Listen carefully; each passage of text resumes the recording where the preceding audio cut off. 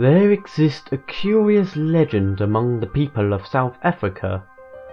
Although somewhat obscure now, it was prevalent during the late 19th century colonization of Africa, which saw the construction of railways across the countryside for the transport of workers.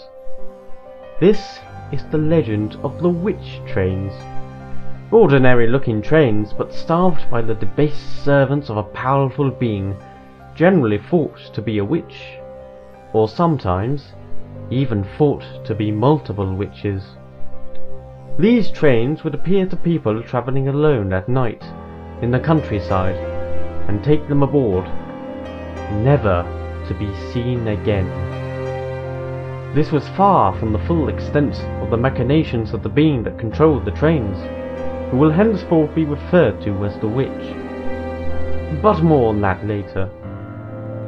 Although the activity of the witch and her trains has subsided as of late, there is one witch train still roaming, still waiting to return to the witch's house.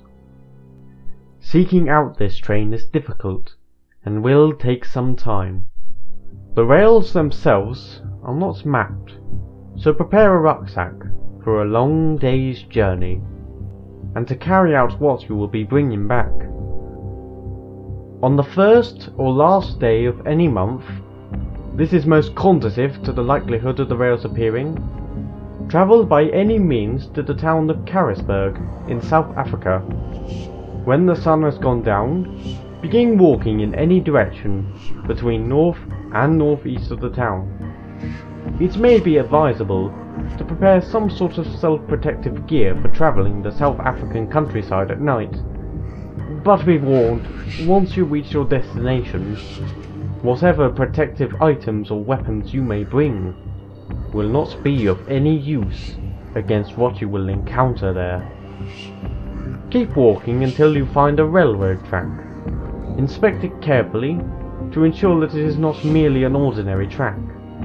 The track you are looking for will be in excellent condition, and if you look closely, the ground beneath the track will be completely undisturbed.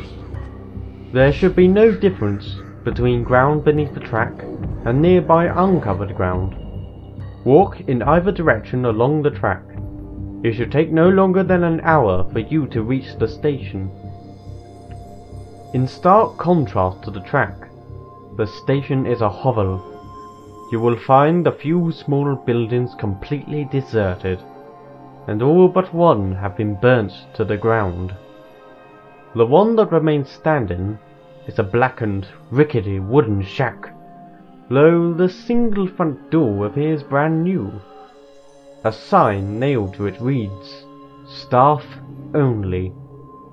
In older days, the station would have actually had staff. The station hadn't been burnt either. The witch trains didn't just stop abducting people of their own volition. The train you are looking for will stop here for you soon, but to make proper use of it, you need something from the staff room. No matter what you try, the door will not open for you. But fortunately, the witch gave no special treatment to the walls, trusting them by themselves, along with her staff, to keep intruders out. They are badly burnt and worn. A good kicking at any wall should provide an entrance. The staff room is completely bare, save for a few equipment closets along the walls. Search them thoroughly. Most will contain generic 19th century mechanical equipment, not worth taking. But one will contain a silver control rod for a gearbox. This control rod would be easy to find. It glows, yet, curiously, it provides no illumination for anything at all save for itself, no matter how dark the environment is. This is what you need. Take it and wait outside. Eventually, you will see the decrepit old passenger train come trundling to a stop in front of you. A train attendant will open the door for you. This train, unusually, employs both white and black workers, but regardless of his skin colour, He will wear an extremely worn and filthy train staff uniform. He will stare at you with decidedly vacant eyes for a moment, and you will very likely feel a sudden acute sense of discomfort. You should be right to feel this way. The stare is intense, yet there is no one behind those dull eyes. The man will then say one word. Return. The tone will sound odd as a statement, yet there will be the faintest hint of a query in the sound of it. This is because the man's speech is meant to be query. In the past, this man and his fellow staff would, upon stopping and opening the doors for them, ask unfortunate travellers of the South African countryside, single or return. If you were to answer the attendant with return, you would be taken on the train and ferried a fair distance along the countryside, before being brutally beaten by the train staff and thrown off. This is the same for any others who would have been encountered by this train. Any other answer will simply result in him repeating his question, until you give one of the expected answers. The other expected answer you can give, of course, single. However, fortunately for you, the train and its staff no longer have the means to carry out their programmed response to this answer. This is why that part of their dialogue has been removed from their usual protocol. If you answer with this, the attendant will simply stare at you, and do nothing until you give another response. This is where the control rod you have comes in. Without saying a word, produce it and hand it to the attendant. His face will not have any reaction to this, but I can assure you that if he had even the remotest capacity for emotion, he would be profoundly relieved to see it. He will silently take the rod and then step off the train to walk briskly over to the conductor's car. When he does this, simply climb aboard the train and close the door. Nobody will hinder you now, and the attendant will not return to this car. It is a standard passenger car, with rows of wooden seats along the walls, everything thickly coated in dust and worn by centuries of age and neglect. The doors to the other cars, as well as the windows, are boarded up. You must spend the whole journey here, but worry not. It is a short trip, and there is nothing you need to see outside the windows anyway. Sit and wait. You will soon feel the train start to move.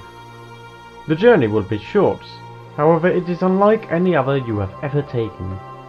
The train crosses more than just land, indeed. It crosses more than space. But let's not dwell on that for now.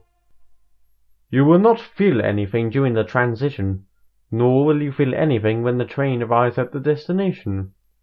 However, it is extremely important that you do not open the door until you are absolutely certain that the train has arrived. The transition is lethal to unprotected human life. To tell if the train has arrived, first, wait 10 minutes. This is the longest it will take to enter the transition. Then periodically, tap the boarded up window with your finger. A hollow knocking sound will indicate that you have arrived, whereas if your finger produces a dull thud, as if you are tapping against a completely solid object, you have not arrived yet. Disembark as soon as you are sure the train has reached its destination. As you step off the train, you will find yourself on a barren, rocky plain, surrounded by a thick mist. Probably the first thing you'll notice, the large number of rotting human bones scattered across the area. The witch, in its activities in Earth, made a large number of servants. It also made a large number of enemies. The bones that profane the grounds here belong to both camps. The battle that made such a necropolis of this place is also the reasons for the abrupt disappearance of the witch trains and new reports of them. A short distance away, not obscured by the mist, you will see a dilapidated church of white stone. staying close to the edge of the fog, but being careful not to lose sight of the church. Make your way there. This part is important. You must keep a close eye on the church, for you will soon see a small crowd emerge from it and start approaching the train. These are more of her servants. As soon as you see them, immediately run into the fog as far as you dare, but do not lose sight of the church. This place is not a natural part of our world, and consequently the geometry of the land is abnormal. If you proceed in what may seem like a straight line too far into the fog, reversing your direction will not bring you back, and in this way it is far too easy to become hopelessly lost there. So do not lose sight of the church. Wait in the fog as the servants go past. They'll all wear the same worn-out train staff uniforms, and they all wear the same utterly vacant expressions on their faces. Don't let this fool you, though.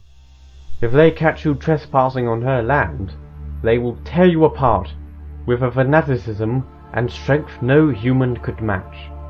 Once they reach the train, they will stay there. This is the first time it has been here in over a century.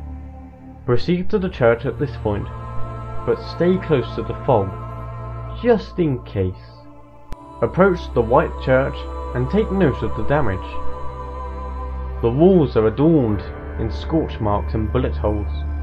More of the skeletons of the witch's servants and enemies surround the church, and are scattered amongst the floors and aisles of the nave inside. As you will see through the blasted front doors, you won't end up like these skeletons at this point. All of the witch's servants in this place have gone to the train and will stay there. The people who attacked this place made sure to destroy the witch's means of re-entering our world, such as the train and the control rod for activating the transition. So her servants will be hard at work investigating the train you have brought here. But don't worry, if you do this correctly, you should be able to return back with the train and control rod before the witch can make use of them once more. Enter the church and proceed through the nave to the doors behind the altar. Muster up your courage and determination here, and perhaps prepare something like a rag to cover your face with. The reports I have on this church do not indicate a very good ventilation of the next hallway. When you are ready, enter. The dim light of the hallway will illuminate the carpet of half-decayed corpses across the floor. On the walls, you will see the sources of these dim lights. Small globes wired into the distended mouths of rows of mutilated heads attached to bizarre machinery set into the walls. Unlike the previous areas, most of these bodies belong to her enemies, not servants, ambushed and slaughtered here when they tried to make their way to confront the witch herself. Walk as quickly as you can through the hall, while being careful not to trip. There is certainly no need to take your time here. You may notice that a few of the light globes are dark. Consider the bearers of those lights extremely lucky, for the truth is that these light globes are powered by the electrical signals in the brains of these heads, kept alive by the arcane machinery that supports them. Try not to dwell too much on their fates. You should save your mental fortitude for the trials ahead, and don't attempt to turn any more of these lights off. The witch is coming very soon, and if you do not escape, many more people in our world, including you, will end up like this. My information on this place is based on the accounts of the few who attacked it over a century ago and managed to escape. Thus, I can't give details on what you will find beyond this forsaken hallway. But I know among the things here, you should find a library, a door of the same luminous silver of the train's control rod, with a crucifix set into it, and a pool of blood. Avoid the door for now, and the pool of blood at all cost. Instead, enter the library. Most of the books here are worthless, except for one set, which should be the centerpiece of the library. Though these ancient books are penned in Hebrew, their place is marked by a sign in English reading: The Annals of the Connection of the Thrones of God, or simply, The Annals of the Connection. In layman's terms, this odd phrase refers essentially to telepathy. These are what you are looking for. Before the end of your journey, you, one way or another, will be able to read Hebrew and many other languages. However, it is advisable that you use your discretion in reading these books, should you ever so choose. Aside from instructions on the creation and control of the servants that the witch uses, these books talk about the precise nature and origins of the connections of the thrones of God, the universe, of God, and the other entities of the universe. It also details the origins of our species, and what we are to these beings.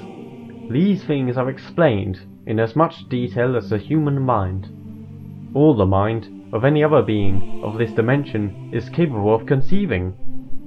And it is reported that an alarming majority of those who have read these texts are unable to reconcile themselves with the bleak truth of our existence, and would suffer insanity, or depression at the least, often committing suicide. Carefully consider your life and outlook before you seek the knowledge of these texts. The other copies of these books were destroyed a long time ago by the witch, as well as others like her, along with most of the people in the world who naturally had the telepathic connection. These people made up a large part of the witch's enemies who attacked her here. Take these books and leave now. It will not be long before the witch emerges from her slumber. Yet, there is one more sacrifice you must make to facilitate your escape. Find the room with the silver crucifix set door and steel yourself, for this will not be pleasant. Open the door. The room is pitch black, but you can clearly see the machinery surrounding the chained fuel-sea screen's man inside. All of it in the same silver of the non-illuminating glow. Try to find something to hold on to as this man, cut off for so long, forces his mind upon you. Your head will feel as it has been squashed like a balloon to the bursting point as the last man of the connections transfers it to you. It will feel like years, but it will only take seconds before it is done. The man will thankfully die from the strain, making him one less person left behind on your conscience. You will want to take time to process all this, as the knowledge and outright changes to your brain will be unimaginable. But you don't have a moment. You must run now. If you pass the pool of blood on your way out, you will notice that it is bubbling. The witch is emerging. Run to the hallway and prepare yourself for the hardest part. The hallway was created for the connected when they attacked this place. All the people now set into the walls have been subjected to unthinkable horrors before being forced inside their minds by distraction of all 5 of their senses. But with the connection, you will, upon entering the hallway, feel all of their ghastly thoughts inside your mind. This is why the witch did this, to weaken the connected at this hallway with the tormented thoughts of these people, so as to defeat them more easily. As hard as this will be, you must focus yourself on running through this hallway.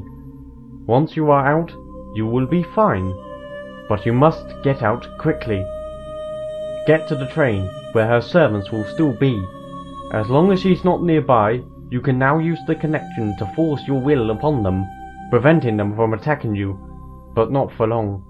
Quickly enter the conductor's car on the train, and use your will on the control rod in the same way to make your escape from this place.